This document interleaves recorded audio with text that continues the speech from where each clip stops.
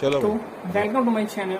इस वाले वीडियो में हम बात करने वाले हैं कि ऐसी कौन सी बुक्स हैं, कौन सी ट्रिक्स हैं जो आपको अपने प्रिपरेशन के दौरान यूज़ करनी चाहिए या जिससे आपका प्रिपरेशन हमने नीट एस्पिरेंट को दो कैटेगरी में डिवाइड करा है। पहली कैटेगरी में वो बच्चे आते हैं जो कि प्योर सेल्फ स्टडी करते हैं, और दूसरी कैटेगरी है जो बच्चे कोई ना कोई कोचिंग या तो ऑनलाइन हो या तो ऑफलाइन हो में इन्वॉल्व होते हैं। जो इस वाली वीडियो में हम बस ऑफलाइन या ऑनलाइन कोचिंग में जो बच्चे इन्वॉल्व हैं उनके हम बेसिकली 3 सब्जेक्ट्स पढ़ते हैं। फर्स्ट होता है बायो, सेकंड है केमिस्ट्री, और थर्ड होता है जिससे सबकी फटती है वो होता है फिजिक्स। तो हम पहली बात करेंगे बायो के बारे में।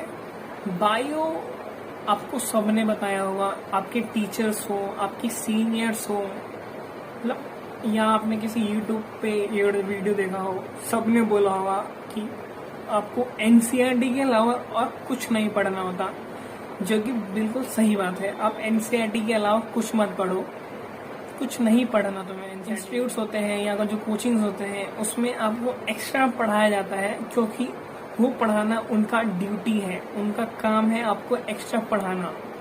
आपको कितना पढ़ना है, आपको उस कंटेंट से कितना निकालना है, कितना अपने पास रखना है, वो आप पे डिपेंड करता है। वो आपको पढ़ाएंगे, वो आपको एक्स्ट्रा पढ़ाएंगे, उनका काम है एक्स्ट्रा पढ़ाना। और इसमें दूसरी बात आती है कि आप क्वेश्चन कैसे करें।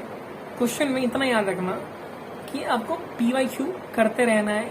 ये नहीं कि अगर मान लो तुमने पीवाईक्यू एक बार कर लिए, इसका मतलब ये नहीं कि आप पीवाई करना फिर करना छोड़ दें। पीवाई जितनी बार आप कर सकें, जितनी बार रिवाइज कर सकें उतनी बार करना। ऐसे करना कि वो पॉइंट, वो चीज मेरे को याद हो जाए, वो क्वेश्चन मेरे को याद हो जाए, उस क्वेश्चन का वो ऑप्शन मेरे को याद हो जाए। इतना करना, इतना आप करते रहना। क्योंकि आप पिछले साल के पेपर देख लो या इस साल भी देख लो, पेपर जो एनसीईआरटी से ही आया था और वो पिछले साल की ही तरह, मतलब पिछले साल के जो क्वेश्चन थे वो ही क्वेश्चंस आए थे, या थोड़ा सा चेंज करा या स्टेटमेंट बदल दी, बस इतना, और इससे एक्स्ट्रा कुछ नहीं होता। और बात है कि मॉड्यूल्स में जो आकाश का मॉड्यूल्स होते हैं उसमें जो बायो है, जो बायो का मॉड्यूल्स होते हैं उसमें बहुत एक्स्ट्रा होता है। उसमें उसके क्वेश्चन भी आप देखो तो बहुत एक्स्ट्रा होते हैं, तो वो करने की आपको कोई भी जरूरत नहीं होती। वहाँ की टीचर्स ने हमें खुद बोला था कि आप कंटेंट मत पढ़िए, आप उसकी पीवाईक्यू करिए, जितना हो सके उतना करिए। क्योंकि वो कंटेंट जो उसमें आपके मॉड्यूल में जो कंटेंट होता है वो देना उनका काम होता है, वो उनकी ड्यूटी है, वो कंटेंट देना, अपने बुक में उतना छापना। तो आप क्वेश्चन करिए, आप फिंगरप्रिंट ले लीजिए या आप कोई सी भी एक बुक ले लीजिए। बेसिकली बायो के लिए एक ऑनलाइन प्लेटफॉर्म ज्वाइन करा था, जो कि बहुत बच्चे जानते होंगे, नीट प्रेप करके एक ऑनलाइन प्लेटफॉर्म है। उसका मैंने क्वेश्चन बैंक खरीदा था, जिससे मैंने बहुत सारे क्वेश्चन करे थे। एनसीईआरटी बेस्ड क्वेश्चन करे थे, बहुत सारे करे थे मैंने उससे। और बस बायो में आपको ज़्यादा करने की जरूरत नहीं है। बायो में आप मल्टीपल रिविजन करें।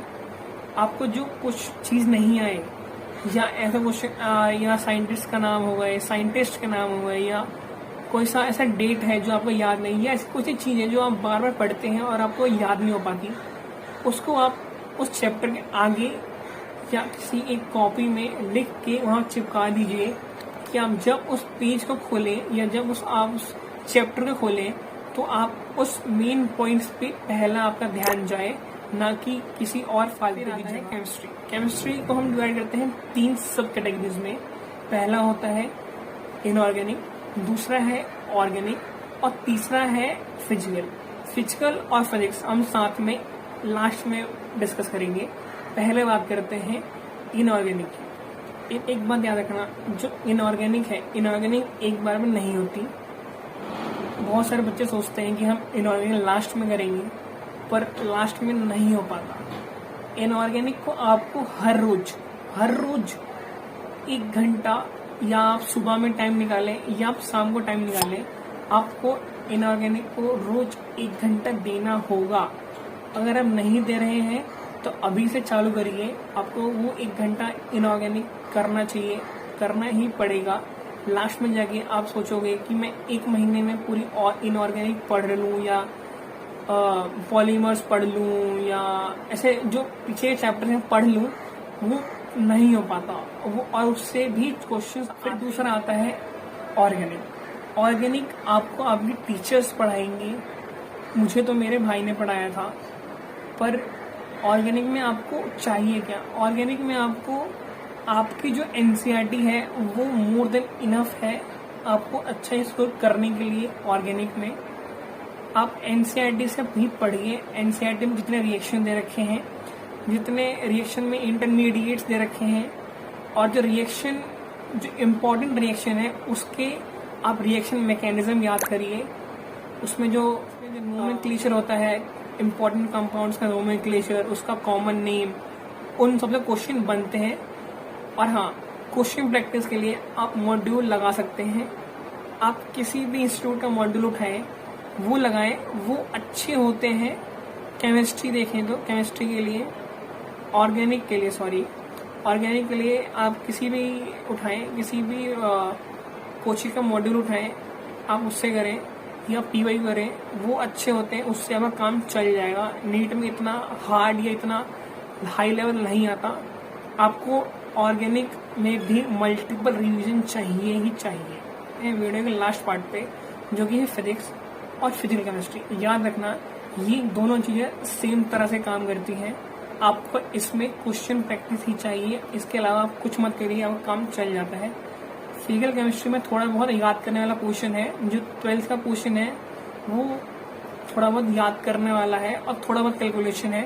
पर जो 11th की फिजिकल केमिस्ट्री है उसमें मूल कंसेप्ट आ गया, या थर्मोडायनेमिक्स बोल लो या इक्विलिब्रियम बोल लो, इसमें आप जितने ज़्यादा क्वेश्चन करेंगे उतना ही आपके लिए बेनिफिशियल होगा, उतना ही आपके लिए फायदा होगा।